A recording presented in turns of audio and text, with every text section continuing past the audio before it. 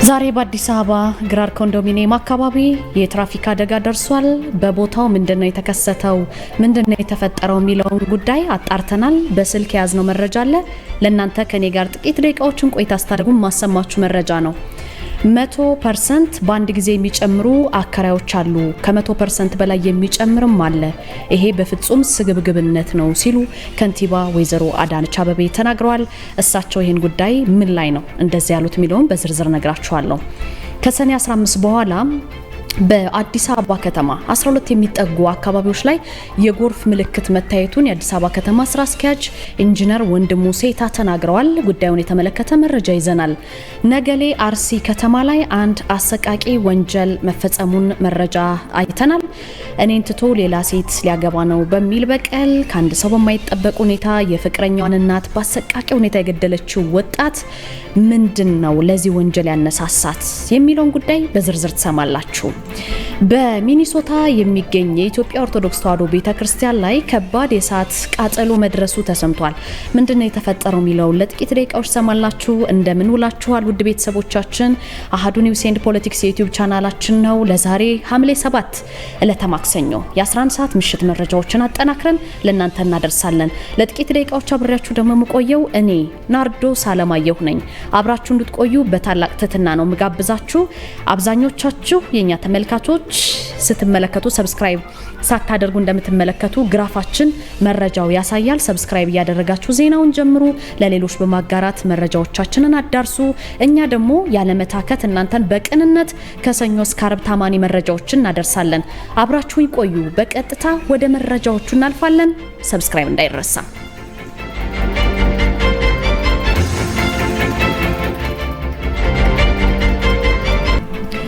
በአዲስ አበባ ዛሬ የተሰማ አንድ ዜና አለ። ግራር ኮንዶሚኒየም አካባቢ ከባድ የትራፊክ አደጋ መድረሱ መረጃውን ሰማን። እኛም ደውለን አጣርተናል። በቦታው ላይ የዓይን እማኛችንንም አነጋግረናል ማለት ነው። በአዲስ አበባ በተለምዶ ግራር ኮንዶሚኒየም አካባቢ በሲኖ መኪና ሙሉ በሙሉ በወደመው የቪቲዝ መኪና ውስጥ የነበረች አንዲት ሕፃን ልጅ ያለምንም ጉዳት በሰላም መትረፏ በከተማው መነጋገሪያ ሆኖ ነው ያረፈደው። የመኪናውን ስባሪና ፍርስራሽ የሚመለከት ሰው ከዚህ ሰው ይተርፋል ወይ ብሎ ለማመን ቢከብድም ሕፃኗ ከፍርስራሹ ውስጥ በሰላም ስትወጣ በቦታው የነበረው የሰዎች ጩኸት፣ የደስታ ለቅሶ በጣም የሚገርም ነበር፣ ልብ የሚነካ ነበር ነው የተባለው። የሰው ልጅ እንግዲህ ተስፋ መቁረጥ ወደ ታላቅ ደስታ የቀየረ ድንቅ ቅጽበትም ነበር ተብሏል። በቦታው ላይ የነበረው የትራፊክ አደጋ ሰው አለመሞቱ ማለት ነው። ንብረት ግን በምትመለከቱት መልኩ ሊወድም ችሏል። እንግዲህ በዛሬው ዕለት ከስልጤ ሰፈር ወደ ግራር ኮንዶሚኒየም በሚወርደው መንገድ ላይ የትራፊክ አደጋ ነው እንደተከሰተ መረጃዎች የደረሱን ለኛ። አንድ የጭነት መኪና ሲኖትራክ ቁልቁለቱን በሚወርድበት ወቅት ፍሬን እምቢ ብሎት ወይም ፍሬኑ በመበላሸቱ ምክንያት ከቁጥጥር ውጭ መሆኑን ነው የሰማነው። የደወልንበት የዓይን እማኝ በቦታው የነበረም ግለሰብ የነገረን ይሄንን ጉዳይ ነው።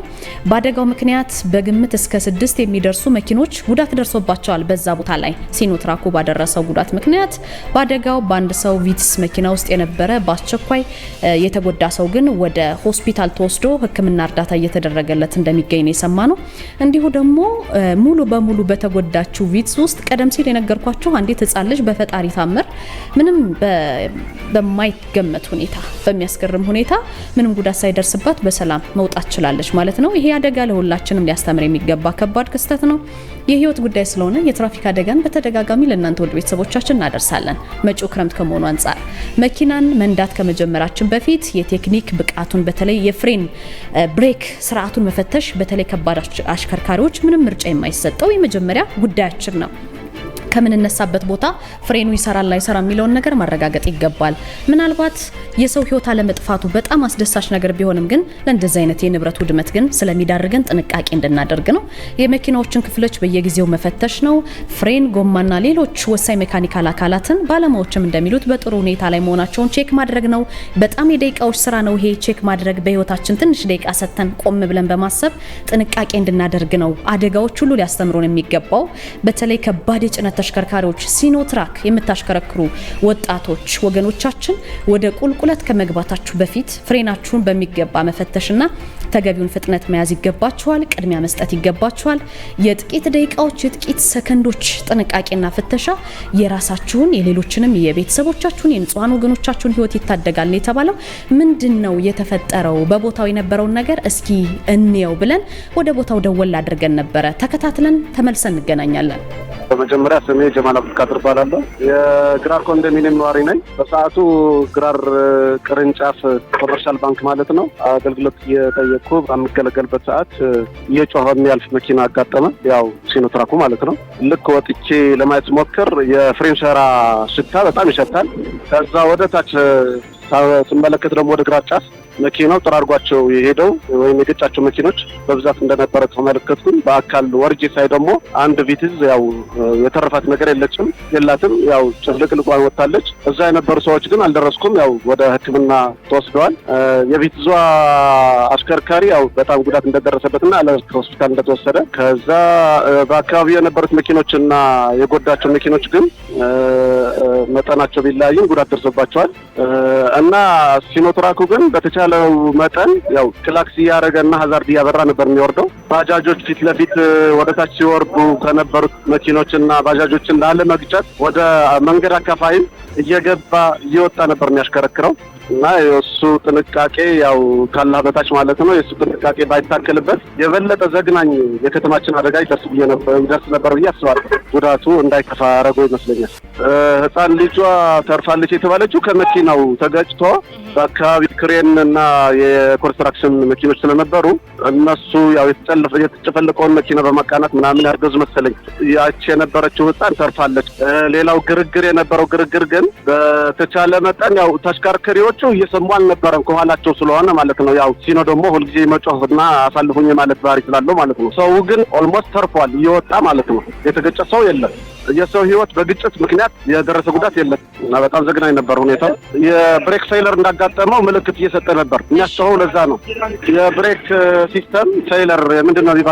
ፍሬን መበጠስ የሚባለው በተለምዶ ከበቂ በላይ ጭነትም ነበረው። ተገልብጦ ወድቋል መኪናው።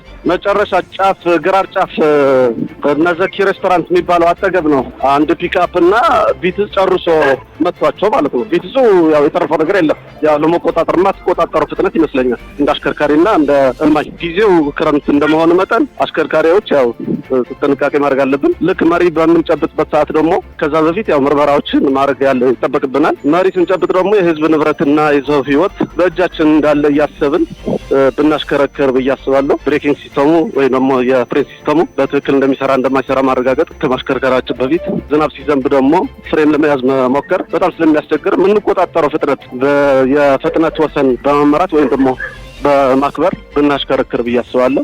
ሁላችንም ተጠንቅቀን ማሽከርከርና መራመድ እንዳለብን ነው ማስተላለፍ የምፈልገው። ውድ ቤተሰቦቻችን እንደተመለከታችሁት ነው። በሰው ህይወት ላይ ይሄ ዜና እስከተጠናከረበት ሰዓት ድረስ ህይወት አላለፈም። ነገር ግን ያቺ ህፃን ልጅ በታምር መትረፏን ከቦታው የደረሱ መረጃዎች ያመላክታሉ። የስኖትራክ አሽከርካሪዎች፣ የከባድ መኪና አሽከርካሪዎች፣ የቀላል መኪና፣ የቤት መኪና አሽከርካሪዎች መጪው ክረምት ስለሆነ ጥንቃቄ እንድታደርጉ ነው መልእክት የምናስተላልፈው። ወደ ቀጣይ መረጃ እናልፋለን።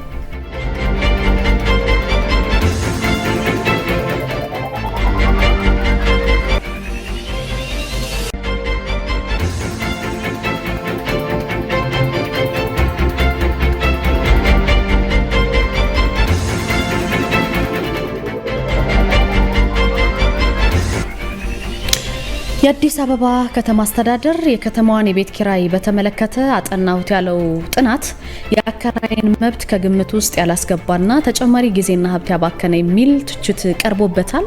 ይሄ የተባለው የአዲስ አበባ ከተማ ምክር ቤት 5ኛ የስራ ዘመን መደበኛ ማጠቃለያ ጉባኤ በተካሄደበት መድረክ ላይ ነው። የምክር ቤት አባላቱ ካነሷቸው በርካታ ጥያቄዎች መካከል ከሰሞኑ የወጣው የ11.5 የቤት ኪራይ ጭማሪ ጉዳይ ነው። የምክር ቤት አባሉ ሲሳይ መንግስቴ ዶክተር ሲሳይ መንግስቴ ማለት ነው አከራይና ተከራይን በተመለከተ የወጣው ህግ ክፍተቶች ያሉበት ህብረተሰቡን በማወያየት ያከራዩንም የተከራዩንም ስሜትና ፍላጎት በማገናዘብ አማካኝነት የሆነ ነገር ይዞ ያልወጣ ብለውታል ዶክተሩ። በቀረበው ሪፖርት ግን ከ500 ሺህ በላይ አከራይና ተከራይ ግንኙነቶች እንዳሉ መስፈሩን ይሄም በአባወራ ደረጃ መሆኑን ጠቅሰዋል። በስሩ 4 ሰዎች አለ ብለን ከወሰድን እንኳን 2 ሚሊዮን ህዝብ አለ። ስለዚህ በዚህ ደረጃ ክብደት ነው ሰተን ማሰብ ማየት ያለብን ሲሉ አፈጻጸሙ ላይ በትኩረት መስራት እንዳለበት አሳስበዋል። እሳቸው አከራይና ተከራይን የተመለከተው ህግ በየአመቱ የኪራይ መጠን እየተጠና እንዲጨምር ያስቀምጣል ብለዋል ዶክተር ሲሳይ። ዘንድሮ ተጠና ተብሎ የቀረበው ጭማሪ በ2 አመቱ ነው። ስለዚህ አዋጁ ለአከራዮች የሰጠውን መብት እንኳን እየነፈግን ነው ሲሉ ተናግረዋል ማለት ነው። የተከራዮች ብቻ ሳይሆን የአከራዮችን መብት ከግምት ማስገባት ያስፈልጋል፣ ግንኙነታቸው ሰላማዊ እንዲሆን ማለት ነው እሳቸው የተናገሩት። የእንጨት የነበረን ቤት አሸሽሎ በብሎኬት ሰርቶ አከራዩ ኪራይ እንዲጨምር የሚያደርግ አሰራር አለ ወይ? ለድሳት ለወጣው ወጪስ ለማካካስ የኪራይ ጭማሪ ማድረግ ይቻላል ወይ ሲሉም ጠይቀዋል። እሳቸው የ2019 ዓ.ም የቤት ኪራይ ጭማሪ 11.5 በመቶ እንዲሆን የተወሰነበት ጥናት የማዕከላዊ ስታቲስቲክስ ካወጣው ጥናት የአመታዊ የዋጋ ጭማሪ ከ10 እስከ 13% ያለው ማለት ነው ተመሳሳይ ስለሆነ ከዛ መውሰድ እየተቻለ ተጨማሪ ጥናት በማድረግ ጊዜና ሀብት ባክኗል። ይሄም አስፈላጊ አይደለም ብለዋል እሳቸው። የአዲስ አበባ ከተማ የቤቶች ልማትና አስተዳደር ቢሮ ኃላፊዋ ወይዘሮ ቅድስት ወልደ ጊዮርጊስ ደግሞ ጥናቱ ሳይንሳዊ ነው በማለት ሌላ ከማጥናት ይልቅ የሲኤስኤ ጥናት ቢወሰድ ተመሳሳይ ነው መባሉን ተመሳሳይ አይደለም የሚል ምላሽ ሰጥተውበታል። ሲኤስኤ የሚያጠናው ጥናት ሀገራዊ ነው፣ እኛ አዲስ አበባ ከተማ ውስጥ ያለውን ችግር መሰረት አድርገን ነው ያጠና ነው የሚል መሞገቻ ማቅረበዋል ማለት ነው።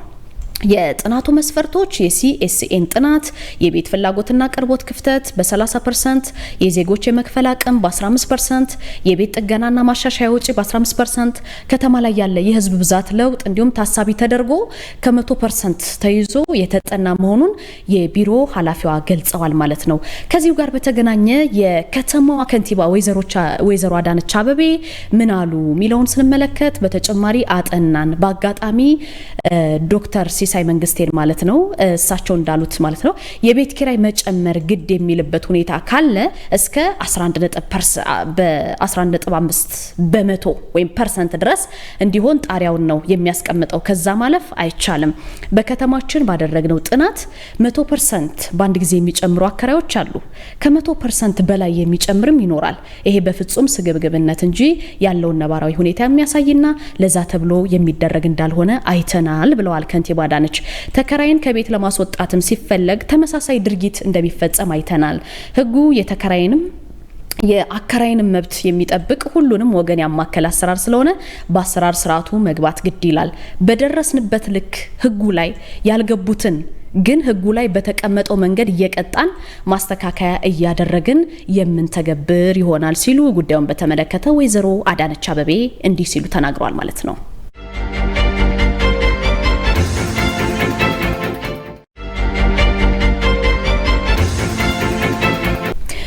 ከሰኔ 15 በኋላ በአዲስ አበባ 12 የሚጠጉ አካባቢዎች ላይ የጎርፍ ምልክት መታየቱን የአዲስ አበባ ከተማ ስራ አስኪያጅ ኢንጂነር ወንድሙ ሴታ ተናግረዋል። ማህበረሰቡ ደግሞ የደረቅ ቆሻሻ አያያዝና አወጋገድን ካላስተካከለ ቅጽበታዊ ጎርፎች በቀጣይነትም ሊከሰቱ እንደሚችሉ አስጠንቅቀዋል። እሳቸው የአዲስ አበባ ከተማ ስራ አስኪያጅ ኢንጂነር ወንድሙ ሴታ በመዲናይቱ የሚከሰተውን የጎርፍ አደጋ ስጋት ለመቀነስ በከተማዋ ዋና ዋና የጎርፍ መንስኤዎችና እየተወሰዱ ያሉ የማቅለያ እርምጃዎችን አስመልክተው የአዲስ አበባ ከተማ ምክር ቤት ባካሄደው መደበኛ ጉባኤ ላይ ማብራሪያ ሰጥተው ነበርና ኢንጂነር ወንድሙ ምንድነው ያሉት? የጎርፍ አደጋ በተለይ በመዲናዋ ከሚከሰቱ ዋነኛ አደጋዎች አንዱ ነው። ችግሩን ለመፍታት ወቅታዊ በሆኑ ስራዎች ብቻ ሳይወሰን በየጊዜው በሚደረግ ክትትልና ጥናት ላይ የተመሰረተ ስራ እየተከናወነ ይገኛል። ሰሞኑን በተለያዩ የማህበራዊ ሚዲያ ገጾች ላይ ደግሞ ሲዘዋወሩ የታዩ የጎርፍ መከማቸት የታየባቸው እንደነ ጀሞ አይታችሁ ከሆነ ጀሞ አካባቢ የተከሰተውን የጎርፍ አደጋ እንደዚህ አይነት የጎርፍ መከማቸት የታየባቸው ቦታዎች አስቀድሞ የተለዩና የማቅለያ እርምጃ እየተወሰደባቸው ያሉ መሆናቸውን ጠቁመዋል። ኢንጂነሩ በከተማዋ ለሚከሰተው የጎርፍ መከማቸት ዋነኛ መንስኤው ግን ሰው ሰራሽ ችግሮች መሆናቸውንም ስራ አስኪያጁ አስረድተዋል። በዚህ አጋጣሚ ከነዚህ መካከል ምንድናቸው?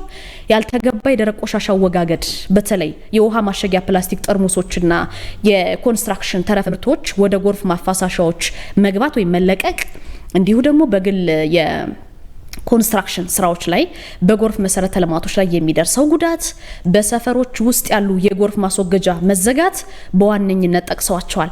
በንግግራቸው ደግሞ ከሰኔ 15 በኋላ በተለይ ወደ 12 የሚጠጉ አካባቢዎች ላይ ጎርፍ ሳይሆን የጎርፍ ምልክት የታየባቸው ወይም ደግሞ በአንዳንድ መንገዶች ላይ የጎርፍ ውሃ መከማቸት የታየባቸውን ቦታዎች የምናይበት ጊዜ በአብዛኞቹ ችግሮች መንስኤዎች ተደርገው የሚወሰዱ የደረቅ ቆሻሻ አያያዝ ናቸው ብለዋል። መንግስት የክረምቱን መግባት ተከትሎ እንግዲህ በአዲስ አበባ ከተማ በመዲናዋ ባሉ 4000 በላይ ብሎኮች ውስጥ የሚገኙ የጎርፍ ማፋሰሻ መስመሮችን የማጽዳት የ90 ቀን የተቀናጀ ንቅናቄ መጀመሩንም ኢንጂነር ወንድሙ ሴታ ገልጸዋል። በዚህ አጋጣሚ የደረቅ ቆሻሻ አወጋገድ ስርዓትን በማዘመን ቆሻሻ በየቀኑ እንዲነሳና ከ4 ሰዓት ባነሰ ጊዜ ውስጥ ከጣቢያዎች እንዲጸዳ እየተደረገ መሆኑን አብራርተዋል። የጎርፍ ስጋትን ግን በዘላቂነት ለመቅረፍ የተለያዩ ስልታዊ ስራዎች እየተከናወኑ መሆኑንም ስራ አስኪያጁ ገልጸው ነው ያለፉት። በተለይ የወንዝ ዳርቻዎች አካባቢ የተሰሩ ህገወጥ ግንባታዎች አሉ፣ ለችግሩ መከሰት ምክንያት መሆናቸውን አንስተዋል። ይሄንን ለመፍታት በወንዝ ዳርቻዎች ላይ ምንም አይነት ቋሚ ግንባታ እንዳይከናወን የሚከለክል በአዲስ አበባ ከተማ አስተዳደር የወንዝ ዳርቻ ልማትና ብክለት መከላከል ደንብ ወጥቶ ስራ ላይ መዋሉንም አስታውሰዋል። እሳቸው ከአዲስ አበባ ዩኒቨርሲቲ ጋር በመተባበርም በ119 ወረዳዎች ላይ የአደጋ ስጋትና ተጋላጭነት ሁኔታ ወይም ሪስክ ፕሮፋይል ጥናት መጠናቀቁን ገልጸዋል። ይሄም ውሃ ከየት እንደሚመነጭ በምን አይነት መንገድ ወደ ተፈጥሮ ፍሰቱ መሄድ እንዳለበት ለመለየት ያስችላል ብለዋል። ኢንጂነር ወንድሙ በአጠቃላይ ቅጽበታዊ ጎርፎች እንዳይከሰቱ በመዲናዋ ነው የምንነግራችሁ እንዳይከሰቱ መደረግ ስላለባቸው ጥንቃቄዎች መልእክት አስተላልፈዋል። መልእክታቸው ምንድነው? አሁንም የምናያቸው ቅጽበታዊ ጎርፎች በቀጣይነት ቀጣዩ ክረምት ስለሆነ እየመጣ ያለው ሊከሰቱ ይችላሉ። እንዳይከሰቱ ማድረግ የምንችለው በተለይ የደረቅ ቆሻሻ አያያዝ ስርዓታችን በማዘመን የኮንስትራክሽን ተረፈ ምርቶች አያያዞቻችንን የተሻለ በማድረግ ከዛ ባለፈ ደግሞ መሰረተ ልማቶች ላይ የሚደርሰውን ጉዳት በመቀነስ መሰረተ ልማት ላይ ያለንን ጥበቃ በማጠናከር ብቻ ነው የጎርፍ ተጋላጭነትን ሁኔታ መቀነስ የምንችለው ብለዋል። የከተማው ነዋሪ በተለይ የአዲስ አበባ ሕዝብ ይህንን ኃላፊነቱን በአግባቡ በመወጣት የጎርፍ ማፋሰሻ መስመሮችን በማጽዳት ጉዳት እንዳይደርስባቸው የመጠበቅ ስራ ከዛም ባለፈ ደግሞ ህገወጥ በሆነ መንገድ ቆሻሻ እንዳይጣል የማድረግ ስራ መስራት ይኖርበታል ሲሉ እሳቸው በመልእክታቸው አስገንዝበዋል ማለት ነው።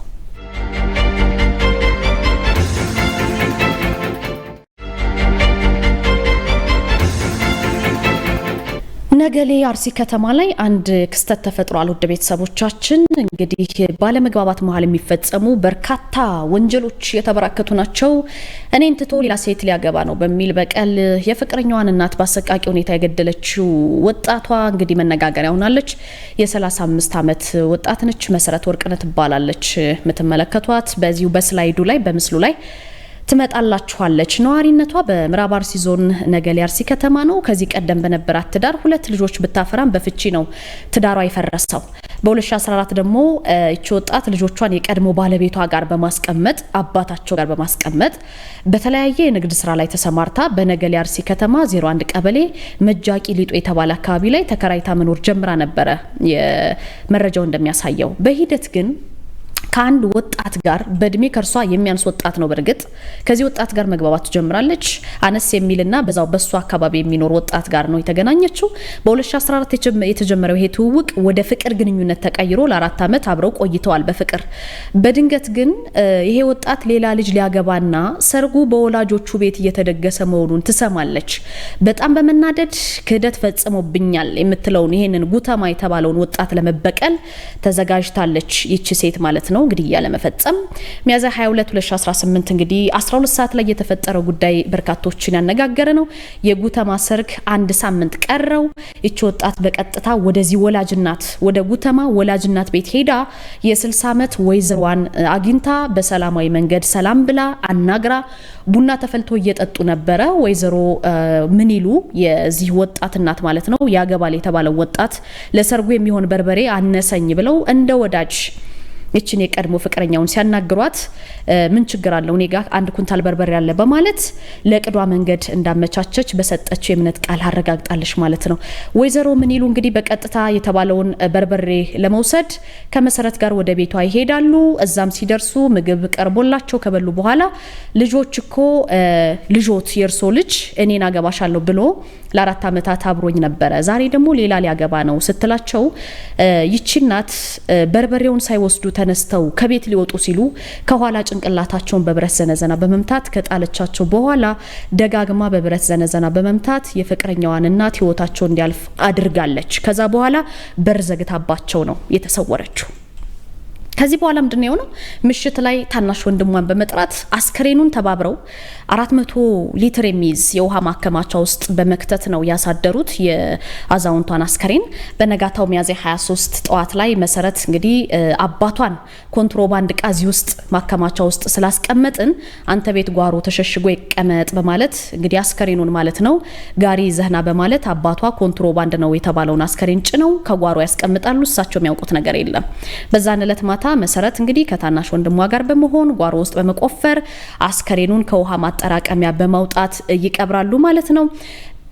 ከዛ በኋላ እንግዲህ ሚያዝያ 29 ቀን 2018 ዓ.ም ልጃቸውን የሚድሩት ወይዘሮ ድንገት መሰወርን ተከትሎ በቤተሰብ ድንጋጤ ፈጥሮ ባለበት ሰዓት ከመሰረት ጋር ተያይዘው ከቤት መውጣታቸው ለልጃቸው ጉተማ መረጃ ይደርሰውና ወዲያው ለፖሊስ እንደዚህ አይነት ነገር ተፈጥሯል ብሎ ያመለክታል። ፖሊስ መረጃው እንደደረሰው ሁለቱንም በቁጥጥር ስር ያውላቸዋል፣ ወንድሟንም ገዳዩንም። እንግዲህ ይህንን ድርጊት መፈጸማቸውን አምነው ቃላቸውን በመስጠት አስከሬኑን ቆፍረው የቀበሩበትን ቦታ አሳይተዋል። እነዚህ ግለሰቦች ፖሊስ አስከሬኑን ለምርመራ ወደ ኩየራ ስፔሻላይዝድ አጠቃላይ ሆስፒታል ልኮ የምርመራ መዝገብ አጠናክሮ ለዞኑ ጽህፈት ቤት ልኳል። አቃቢ ሕግ በከባድ የሰው መግደል ወንጀል የተሰራ ወንጀል በመሸሸግ በእህትና ወንድም ላይ ክስ መስርቷል። ክሱን የተመለከተው የምዕራብ አርሲ ዞን ከፍተኛው ፍርድ ቤት ነው። በአንደኛ ተከሳሽ መሰረት ወርቅነህ ወይም የፍቅረኛዋን እናት የገደለችውን ግለሰብ ተዘጋጅታ አልማ እንግዲህ ከገደለች በኋላ የፈጸመችው ድርጊት እንዳይገለጽ ሰው እንዳያውቀው በማለት በውሃ ማጠራቀሚያ ውስጥ የሰውን አስከሬን በማስቀመጥ ከገደለቻት በኋላ አስከሬኑን በውሃ ማጠራቀሚያ ነው ያስቀመጠችው። ይሄ ክብር በሌለው ሁኔታ መቀበሯ ጨካኝ ነውረኛና አደገኛ ነው በማለት በሁለት የክስ ማቅለያዎች በ23 ዓመት እስራት እንድትቀጣ መወሰኑን ሰምተናል። ሁለተኛው ተከሳሽ ታናሽ ወንድሟ ነው። ተባባሪዋ ዳንኤል ወርቅነህ ይባላል። ወንጀል መፈጸሙን እያወቀ ወንጀል አድራጊው ከተጠያቂነት ለማዳን የረዳ ስለሆነ በ1 ዓመት ከ9 ወራት እየተቀጡ መሆኑን ከቦታው የወጡ መረጃዎች ያመላክታሉ።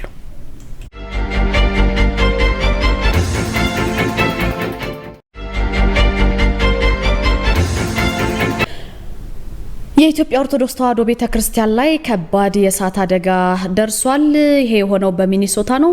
በሮዝማውንት ሚኒሶታ በሚገኘው የሚኒሶታ ደብረ ብስራት ቅዱስ ገብርኤልና ቅድስት አርሴማ የኢትዮጵያ ኦርቶዶክስ ተዋሕዶ ቤተክርስቲያን ላይ ከባድ የእሳት አደጋ በህንፃው ላይ ከፍተኛ ጉዳት ማድረሱን ሰምተናል። እንግዲህ በዚህ በቦታው ወደሚገኘው የቤተክርስቲያኑ ህንፃ የደረሱት የአደጋ ሰራተኞች ከጠዋቱ 4:45 ላይ ነበረ። ከአደጋው የተነሳው ኃይለኛ እሳትና ጥቅጥቅ ያለ ጥቁር ጭስ በአቅራቢያው ካሉ የመኖሪያ መንደሮችና ከሮዝማውንት የመጀመሪያ ደረጃ ትምህርት ቤት በግልጽ ይታይ ነበረ። በህንፃው ላይ ከፍተኛ መዋቅራዊ ጉዳት ደርሷል። በኃይለኛ ሙቀት ምክንያት የጣራው ትልቅ ክፍል ተደርምሷል። የእሳት አደጋ ተከላካዮች እሳቱን ሙሉ በሙሉ ለመቆጣጠር ለሰዓታት መረባረብ ነበር ያስፈለጋቸው። አደጋው በደረሰበት ወቅት በህንፃው ውስጥ ምንም አይነት ሰው እንዳልነበረ የአደጋ ጊዜ ሰራተኞች አረጋግጠዋል። የእሳቱ መነሻ መንስኤ በውል እስካሁን ድረስ አልታወቀም። ውድ ቤተሰቦቻችን የአካባቢው የህግ አስከባሪዎችና የእሳት አደጋ ክፍሎች አደጋው ምን እንደቀሰቀሰው በምን እንደተነሳ ለማወቅ ሙሉ ምርመራ መጀመራቸውን የወጡ መረጃዎች ያመለክታሉ።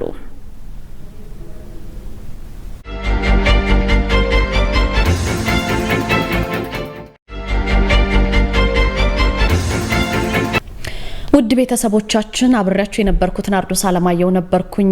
ሰብስክራይብ፣ ላይክ፣ ሼር በማድረግ ዜናዎቻችንን ተከታተሉ። እንድትከታተሉ ሼር እንድታደርጉ ጋብዛችኋለሁ። አብሬያችሁ ስለቆየው በጣም ደስ ብሎኛል። ቀሪ ምሽታችሁ ደስ እንደሚል ተስፋ አደርጋለሁኝ። ነገ በዚህ ሰዓት እንገናኝ። በያላችሁበት ጥሩ ምሽት ተመኘውላችሁ።